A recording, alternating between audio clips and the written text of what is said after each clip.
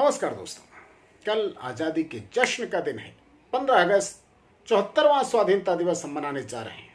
बहुत ही गौरव का क्षण होता है, पूरे देश की निगाह होती है। देश के प्रधानमंत्री नरेंद्र मोदी लगातार 7वीं बार लाल किले के प्राचीर से झंडारोहण करेंगे और ऐसा करके वो एक रिकॉर्ड भी बना देंगे, क्योंकि पहले गैर कांग्रेसी प्रधानमंत्री होंगे जिन्हें ये मौका मिलेगा लगातार 7 बार झंडारोहण करने का। इसके पहले अटल बिहारी वाजपेयी, उन्होंने लगातार 6 बार झंडारोहण किया था। दोस्तों, ये गौरव किसको कितनी बार मिला, अगर ये बात करें तो देश के पहले प्रधानमंत्री पंडित जवाहरलाल नेहरू, उनके नाम रिकॉर्ड दर्ज है लगातार 17 बार। 1947 से 1964 तक 17 बार उन्हें ये गौरव हासिल हुआ कि लाल किले के प्राचीर से देश के प्रतीक स्थल से वो झंडारोहण करें। उनकी बेटी आयरन लेडी इंदिरा गांधी, जिनको आयरन लेडी कहा जाता था, उन्हें 11 बार लगातार ये मौका, ये गौरव हासिल हुआ कि वो लाल किले के प्राचीर से झंडारोहण करें। कुल 16 बार। बीच में एक अंतराल आया था जब वो चुनाव हार गई थी, उसके बाद फिर 5 बार उनको ये मौका मिला था। तो कुल 16 बार उन्होंने किया था। अपने पिता पंडित जवाहरलाल नेहरू से 1 साल कम, लेकिन लगातार पंडित नेहरू ने 17 साल और लगातार इंदिरा गांधी ने 11 साल, 11 बार। दोस्तों, ये बहुत ही गौरव का क्षण होता है। देश के जो लोकतांत्रिक इतिहास में कुछ प्रधानमंत्री ऐसे भी हुए जिन्हें ये गौरव हासिल नहीं हुआ। प्रधानमंत्री बने थे चंद्रशेखर जी, लेकिन बहुत ही अल्पकाल था। कुछ ऐसी परिस्थितियां बनी कि उनका कार्यकाल ज़्यादा नहीं चला और उन्हें ये मौका नहीं मिला कि वो लाल किले के प्राचीर से झंडारोहण कर पाएँ। अमूमन देश का कोई प्रधानमंत्री बने और झंडारोहण नहीं कर पाए, बहुत ही बिरला होता है। लेकिन ये चंद्रशेखर, जो युवा तुर्क जिन्हें कहा जाता था, बहुत ही योग्य प्रधानमंत्री थे, लेकिन उनको ये अवसर नहीं मिला। गुलजारी लाल नंदा को भी ये मौका नहीं मिला था। बहुत ही थोड़े थोड़े समय के लिए वो देश के प्रधानमंत्री बने थे, उनको भी ये गौरव नहीं मिल पाया। कुछ प्रधानमंत्री हुए जिन्हें 1 साल का मौका मिला, विश्वनाथ प्रताप सिंह, चौधरी चरण सिंह। कुछ प्रधानमंत्री हुए जिन्हें 2 साल का मौका मिला। इस तरह से पूरा 73 साल का चक्र चलता रहा है। लेकिन गैर कांग्रेसी प्रधानमंत्री के रूप में प्रधानमंत्री नरेंद्र मोदी एक रिकॉर्ड दर्ज करने जा रहे हैं, और जो अभी दिखता है कि 10 साल तक तो लगातार ये रिकॉर्ड बनना ही बनना है। खैर, ये रही झंडारोहण के गौरव की बात। लेकिन कोरोना महामारी के संकट के बीच में ये जश्न हम मनाने जा रहे हैं, तो इसकी छाया भी उस जश्न पर नजर आएगी। जो अतिथियों की बड़ी संख्या होती थी, 500 के करीब वीआईपीज होते थे, वो संख्या घटाकर 150 के आसपास कर दी गई। स्कूली बच्चे होते थे, वो शायद नजर नहीं आएंगे। कुछ प्रतीक जो इस वक्त पर दिखना चाहिए, जो देश के लिए जरूरी है, वो जरूर नजर आएंगे। कोरोना योद्धा वहां पर हो सकते हैं। जो निर्देश गृह मंत्रालय द्वारा जारी किया गया था केंद्र सरकार द्वारा, कि तमाम मुख्यालयों पर, तमाम राज्यों में, तमाम जिलों में ब्लॉक स्तर तक ये कहा गया था कि आप कुछ डॉक्टर्स को, कुछ ऐसे लोग जो भी कोरोना महामारी के खिलाफ जंग में शामिल हैं, कोरोना वॉरियर्स, उनको बुलाइए और देश को एक ये मैसेज देने की कोशिश कि आज़ादी का जश्न हम जब मना रहे हैं तो हम अपने योद्धाओं का किस तरह से सम्मान करते हैं। तो एक तरफ कोरोना योद्धा, दूसरे योद्धा जिन्होंने सीमा पर अपना बलिदान, सर्वोच्च बलिदान देकर के देश की सीमा की रक्षा की, गलवान घाटी में जो शहीद हुए थे 20 जवान हमारे, उनका जिक्र भी प्रधानमंत्री निश्चित रूप से लाल किले के प्राचीर से करेंगे। और जब वो ये जिक्र करेंगे तो ये संदेश भी होगा पड़ोसी देश के लिए कि जब हम दोस्ती करते हैं तो बहुत तबीयत से करते हैं, और अगर हमें कोई आंख दिखाता है तो हम दुश्मनी भी तबीयत से करना जानते हैं। दोस्तों, बहुत ही गौरव का क्षण होता है, बहुत ही उल्लास का, बहुत ही उमंग। इसके लिए इतने बलिदान दिए हैं लोगों ने, आज़ादी के रणबांकुरों ने, उसके बाद हमें आज़ादी मिली है। इस आज़ादी की रक्षा करने के लिए जो अपने प्राणों का उत्सर्ग दे रहे हैं, उनका भी महत्व कम नहीं है। और लाल किले के प्राचीर से जब प्रधानमंत्री का संबोधन होगा तो लोग ये सुनना चाहते हैं कि हमारे उन रणबांकुरों के लिए हमारे देश के अगुवा, हमारे देश के प्रधानमंत्री क्या कहते हैं और आगे के लिए क्या संदेश देते हैं। सीमाओं पर खड़ा जो जवान, जो हमारे सैनिक हैं, जो हमारे सैन्य बल के जवान हैं, तमाम सिक्योरिटी फोर्सेस के जवान हैं, उनका मोराल हाई होता है जब देश के प्रधानमंत्री लाल किले के प्राचीर से इस तरह का संदेश देते हैं कि पूरा देश उनके साथ खड़ा है, उनके बलिदान को सलाम करता है। दोस्तों, बहुत बड़ा चैलेंज है, आंतरिक चैलेंज है, बाह्य सीमाओं पर चैलेंज है। तरह तरह के संकट के दौर में प्रधानमंत्री का संबोधन जब होगा तो उसमें एक रोड मैप तो होना ही चाहिए कि भविष्य में हम किस दिशा में जा रहे हैं।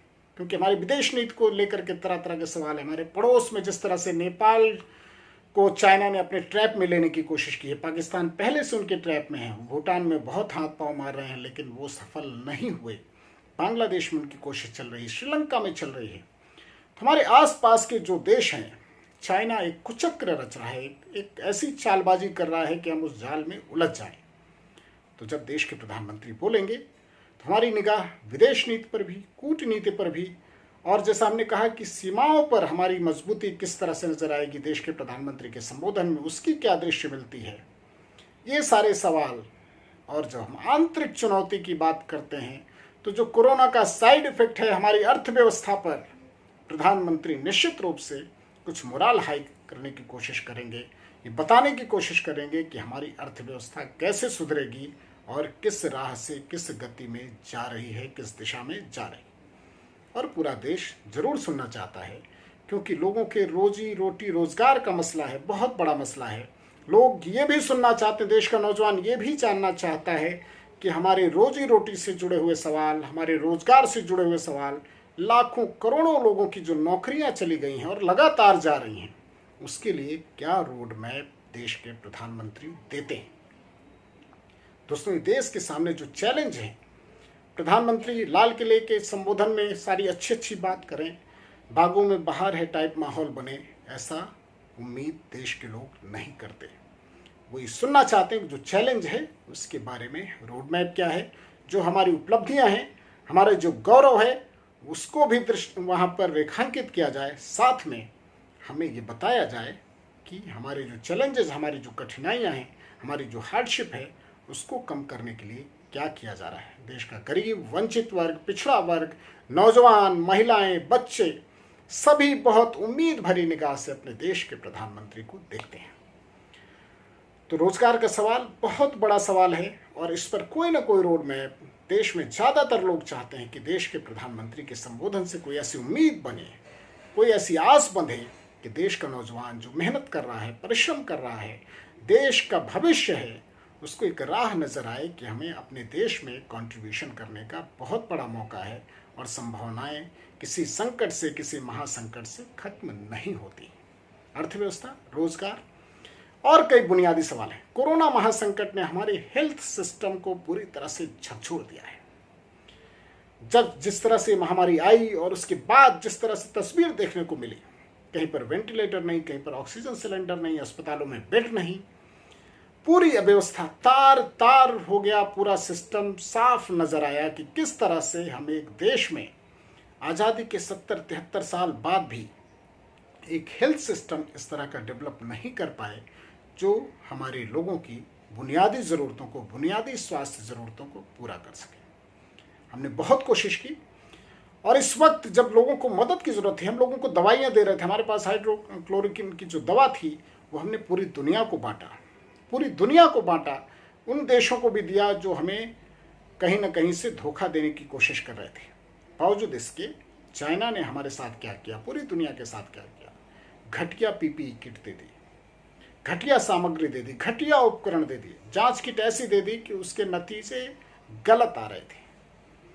तो ऐसे वक्त में एक जो बड़ा चैलेंज आया हमारे सामने और उससे जो परिणति निकल करके आई और देश के प्रधानमंत्री ने जो आत्मनिर्भर भारत का संदेश दिया, उस पर भी प्रधानमंत्री जरूर कोई ना कोई रोड मैप एक बार फिर से देश को उसकी महत्ता बताएंगे, उसका इंपॉर्टेंस बताएंगे और उसकी दिशा भी बताएंगे, क्योंकि आने वाले दिनों में ये अभियान बहुत ही महत्वपूर्ण होने वाला है। और दोस्तों, ये बहुत जरूरी अभियान है क्योंकि मैं चाइना का उदाहरण पेश कर रहा हूँ कि जब आप संकट में थे, जिस देश से हमारे अच्छे संबंध थे, पटरी पर चल रहे थे संबंध, वो देश जब मदद का वक्त आया, पहले तो वो सूचनाएं छिपाता है, अपने वायरस के बारे में दुनिया को नहीं बताता, हिंदुस्तान को नहीं बताता समय से। मेरी खुद बात हुई थी चाइना में जो एम्बेसडर हैं, हमारे हिंदुस्तान के जो एम्बेसडर हैं चाइना में, जब उनसे ये सवाल किया गया कि क्या चाइना ने सही समय पर भारत को ये सूचना दे दी थी, इस तरह की महामारी है, इसके ये परिणाम हो सकते हैं, उस सवाल पर वो टाल मटोल कर गए कि इस पर अभी बात करने का ये सही वक्त नहीं है। लेकिन संकेत और संदेश साफ था, पूरी दुनिया को पता। और अमेरिका खुलकर बोल रहा है कि चाइना ने सूचनाओं को छिपाया। ऐसी परिस्थितियों में इस तरह का अभियान बहुत ही महत्वपूर्ण हो जाता है कि हम आत्मनिर्भर बने। कोई संकट का दौर आए तो हमें हर वक्त दूसरों की तरफ नहीं देखना पड़े। तो उसके बारे में भी प्रधानमंत्री जरूर बात करेंगे। राम मंदिर एक बड़ा घटनाक्रम है। अयोध्या पर जो डिसीजन आया था सुप्रीम कोर्ट का, उसके बाद भूमि पूजन भी 5 अगस्त को हो गया है। तो राष्ट्रपति ने उसका जिक्र किया है अपने भाषण में। तो जरूर लोगों की निगाह होगी कि देश का जो सांप्रदायिक सद्भाव है, जो सौहार्द है, जो एकजुटता की ताकत है, क्या राम मंदिर के बहाने प्रधानमंत्री इसका भी जिक्र करेंगे। देश के लिए सांस्कृतिक एकता जितना इम्पोर्टेंट, शिक्षा, स्वास्थ्य और बुनियादी रोजगार के मसले, ये सारी चीज़ें हैं, उतना ही महत्व सांस्कृतिक एकजुटता का भी है। क्योंकि हमारा ताना बाना, हमारी जो सांस्कृतिक संरचना है, हम जितना एकजुट होकर के एक राष्ट्र के रूप में रहेंगे, उतना ही मजबूती से हम आगे बढ़ सकते हैं। दोस्तों, बहुत अच्छा होगा अगर कोई ये संदेश दे पाए कट्टरता के खिलाफ। जो रेडिकलाइजेशन हो रहा है और तरह तरह का, देखिए मैं जब रेडिकलाइजेशन की बात करता हूँ तो किसी एक धारा में वो रेडिकलाइजेशन ज़्यादा नज़र आ सकता है, लेकिन उन धाराओं में जहाँ अभी तक ये नहीं था, अगर वहाँ इसकी शुरुआत भी हो रही है, तो देश के प्रधानमंत्री जब लाल किले के प्राचीर पर खड़े हों तो मैं एक आम नागरिक के नाते क्या अपेक्षा करता हूँ, लोगों से जो संवाद करता हूँ, लोगों की क्या अपेक्षाएं होती हैं, ये संदेश भी देश के सर्वोच्च लोकतांत्रिक पद से लोगों को शायद मिलना चाहिए। और शायद मिले भी। ये रेडिकलाइजेशन बहुत बड़ा खतरा है देश की एकता के लिए, देश की प्रगति के लिए, देश के उत्थान के लिए और पूरी मानवता के लिए। और इससे निपटने के लिए भी कोई रोड मैप जरूर होना चाहिए। बहुत से सवाल हैं। हमारे हेल्थ सिस्टम को इम्प्रूव करने की बात है। 1 नेशन 1 हेल्थ कार्ड हो सकता है, प्रधानमंत्री इस पर बात करें। जैसे 1 नेशन 1 राशन कार्ड की बात हुई, वैसे ही ज़रूरत महसूस की जा रही 1 नेशन 1 हेल्थ कार्ड। आप कहीं भी हों, किसी भी इलाके में हों, आपका इलाज आपके हेल्थ कार्ड के जरिए आसानी से हो जाए, ये बहुत बड़ी ज़रूरत है। और जैसा मैंने कहा, इस कोरोना महासंकट ने बहुत बड़ा चैलेंज हमारे सामने पेश किया है कि भविष्य में हम अपने हेल्थ सिस्टम को कैसे इम्प्रूव करते हैं। हमारा संकल्प है, हम बहुत कोशिश भी कर रहे हैं, देश की सरकार, राज्य सरकार, लेकिन हम केवल अपनी पीठ थपथपा करके अपने कर्तव्यों की इतिश्री नहीं कर सकते। क्योंकि देश बड़ा है, चैलेंज बड़ा है, लोगों की अपेक्षाएं ज़्यादा हैं और उस पर खरा उतरने की जिम्मेदारी उसकी ही है जो देश का नेतृत्व संभाल रहा है। तो दोस्तों, ये कुछ बुनियादी सवाल हैं, और भी बहुत सी बातें होंगी। शिक्षा को लेकर के जो राष्ट्रीय शिक्षा नीति आई है, प्रधानमंत्री उसके बारे में बात कर सकते हैं। जल संसाधन से जुड़े हुए सवाल हैं, उस पर बात कर सकते हैं। कश्मीर में धारा 370 को समाप्त हुए 1 साल हो गए हैं, उस पर कोई चर्चा हो सकती है कि कश्मीर की दिशा क्या है, कश्मीरियत की दिशा क्या है, कश्मीर को लेकर के हमारा रोड मैप क्या है। क्योंकि कश्मीर बहुत ही बड़ा मुद्दा है, खास तौर पर तब जब पाकिस्तान की नापाक हरकतें वहाँ लगातार जारी हैं और अब चाइना ने भी अपनी निगाहें वहाँ पर गड़ा दी हैं और पाकिस्तान की नापाक हरकतों में वो लगातार मदद कर रहा है। हम पूरी दुनिया को कूटनीतिक संदेश देने में कामयाब रहे हैं। धारा 370 के बाद दुनिया का बहुत बड़ा समर्थन हमारे साथ रहा है, वो हमारा कूटनीतिक सक्सेस है। लेकिन चैलेंज भी है कि हम कश्मीर की समस्या को आने वाले दिनों में कैसे एड्रेस करने वाले हैं। जितना मैं समझता हूँ, जितना मैं जानता हूँ, कश्मीर की आइडेंटिटी को लेकर, वहाँ की लिंग्विस्टिक आइडेंटिटी को लेकर, कल्चरल आइडेंटिटी को लेकर, वहाँ की ज़मीन के अधिकार को लेकर आने वाले दिनों में इस तरह के प्रावधान किए जाएंगे कि उनके मन से ये संदेह दूर हो कि यहाँ की पूरी जोग्राफी, डेमोग्राफी चेंज हो जाएगी। इस तरह की जो आशंकाएं हैं उसको दूर करने का प्रयास होगा।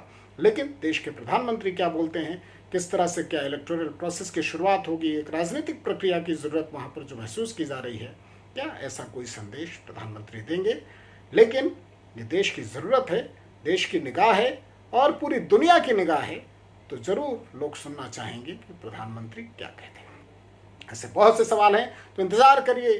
देश के जश्न का वक्त है, उल्लास का वक्त है, उमंग का वक्त है। देश के प्रधानमंत्री कल सुबह जब 7 बजे लाल किले के प्राचीर से बोलेंगे, तो बहुत कुछ सुनने के लिए होगा, आपके लिए भी, हमारे लिए भी, पूरे देश के लिए और दुनिया के लिए। और हम एक ताकतवर राष्ट्र के रूप में ऐसे ही मजबूत बने रहें। बहुत बहुत शुभकामनाएं। जय हिंद।